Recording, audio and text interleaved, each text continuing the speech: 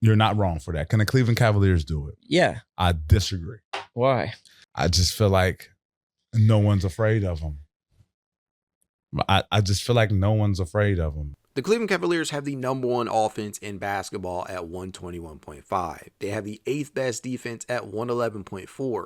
By virtue of those two, they have a net rating of 10.1, second to only the Oklahoma City Thunder, who Patrick also discusses in this episode. And I'm not going to lie to you guys. I was a little bit annoyed about some of the responses that were given, because you would think, based upon these seasons that both teams have been having up to this point, granted, Cleveland's they're coming off of, you know, a streak in which they went 1-4 in their last 5 games, but hell, they've won 57 games on this season. And hell, you look at what the Thunder have done. They have 59 wins on this season, just 12 losses, the best record in basketball. How in the hell do you think that neither of these teams have no shot at winning a title? And granted, Patrick did kind of clarify here and said, and this is, I'm not even sure what he meant by this, but he said that OKC has the hardest, or will have the hardest path through the playoffs of any team. I just do not understand these things. Now, the rationale that was given was that SGA is not going to be called, or he's not going to receive these same types of calls. He's not going to be officiated the same types of ways that he has been during the regular season. And to a certain extent, while I can agree with that, I just think that some of the rationale that was given here just does not fit what we have seen, right? This is a team that should, at the very least, be competing for Western Conference final supremacy. I think that they're going to be right there. So hell yeah, if there's any team in the West that I believe with that type of roster that they have, they got a lot of pieces over there, man. It's not just SGA. Jalen Williams is a monster coming off a first All-Star season himself. You got Chet over there. You have Hart over there. You just got a number of pieces that do a lot of different things for that team. And while SGA is the head of the proverbial snake, they're far from just a one-man show. And then Cleveland, for what Pat said, there are some things that I agree with. The defense in regards to Darius Garland and Donovan Mitchell, I wholeheartedly agree with that. They have to take the defensive challenge. But considering that defense was never really this team's issue in the past 2 playoffs, I don't know how much it's going to be an issue. Yes, Evan Mobley and Jarrett Allen, they are the back line of defense for Cleveland. DeAndre Hunter is going to add to that. You got guys like Isaac Okoro who are going to be phenomenal perimeter rotational players coming off the bench. You just added Javonte Green, who will probably not enter the postseason within the rotation, but may play a role in a certain series or two. We all know who I'm talking about. But at the end of the day, the Cavaliers on the defensive end, I don't really worry. The one thing that I did agree with him on is the point about Darius Garland. Take a listen. If Darius Garland can step up and be Darius Garland every single game in the playoffs, they're going to win. But the minute Darius Garland defers, the minute he struggles, the minute he misses a couple shots and he don't want to get back in his tween bag, they're going to lose. Now, obviously, Darius Garland he got to come to play, right? He has to go out there and perform up to the standards that we know that he is capable of performing to. If Darius Garland does not play at a high level, the chances that the Cavaliers can win a championship, and we're not just talking about winning a series or two, we're talking about winning a championship.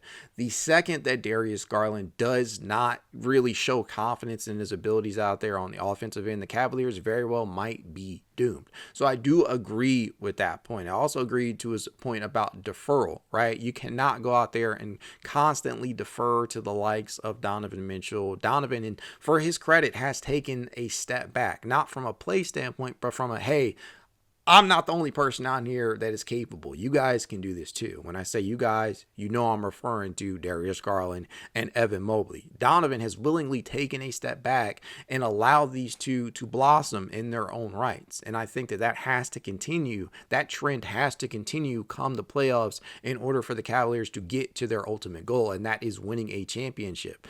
I think that for them to be able to be successful in doing that, Darius has obviously got to show out this playoffs, and I think that is going to happen. But you guys let me know what you believe in the comments. So I feel a little bit indifferent about some of the things that he said. Some of it did make sense, but to not give them a chance to win a title, not even include them in the top 6 teams. And yes, he listed 6. I'm gonna let you hear him in just a bit.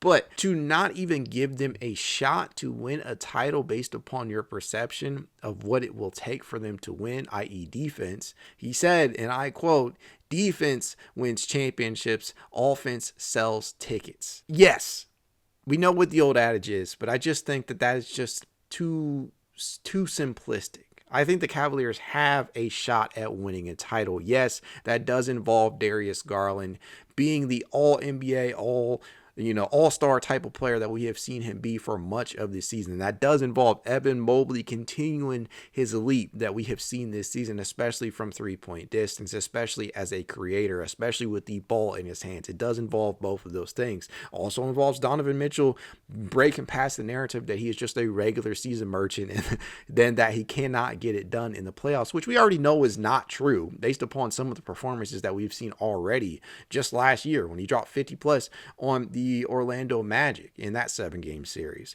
There are a lot of narratives, obviously, that have to be broken or disrupted or put to bed.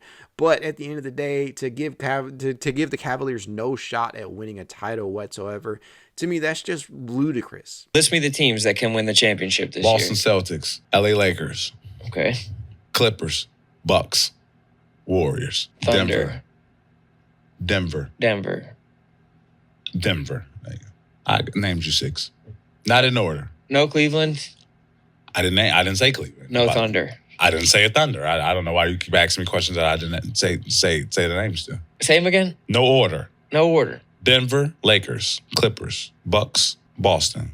And to give OKC no shot at winning a title, that's just bull. Some of the other teams that he listed, I did agree with. Like, I do see a realm in which LA potentially gets there. We know postseason basketball is a lot different than regular season basketball, as Patrick obviously mentions here. But some of the teams that he mentioned or did not mention, I can't get with. And for the life of me, I do not understand why people do not respect this team. It's like the recent losing streak that just happened just adds more fuel to the fire. And to a certain extent, I kind of like that, right?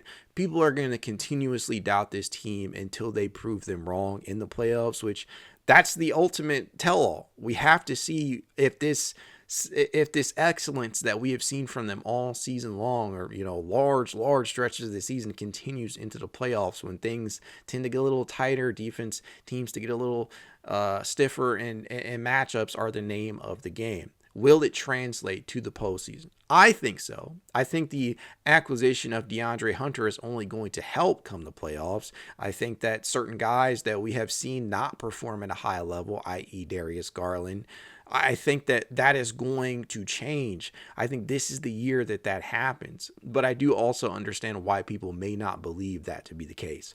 But to give them no shot at all, I can't get with that. You guys let me know how you feel in the comments, because frankly, I feel like that's just dumb as hell. Some of the moments from this most recent pod from Patrick, I enjoyed, and I get the need sometimes to spice things up with a controversial take. But sometimes I find myself questioning whether or not people actually believe what they are saying and they're just saying it to get a reaction out of their audience, or if this is more so genuine belief that these 6 teams, and you guys take a listen here, but these 6 teams are the ones that have a legitimate shot while the others not mentioned don't have a shot at all.